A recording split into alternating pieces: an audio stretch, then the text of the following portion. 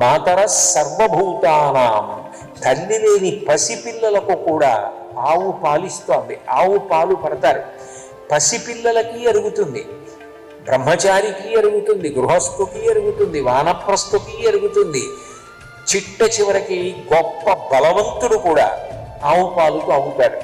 ఆవు పాలు మేధాకారణం, గొప్ప తెలివితేటలు కలగడానికి కారణం ఆవు పాలు త్రాగటం. అటువంటి ఆవు పాలు ఒక భోజనం చేయడంతో సమానం. అటువంటి ఆవు పాలు ఏవైతే ఉన్నాయో అవి అందరికీ ఇస్తోంది కాబట్టి ఆవిడ తల్లి అయింది లోకానికి. మాతర సర్వభూతానాం, ఒకరికి కాదు, ఎక్కడ ఎవరికి ఏ పిల్లలకి పాలు లేకపోయినా ఆ పాలే త్రాగిస్తారు. కాబట్టి మాతర సర్వభూతానాం, అన్ని భూతములకు గోవు తల్లి. మాతర సర్వభూతానాం గావ సర్వసుఖప్రద.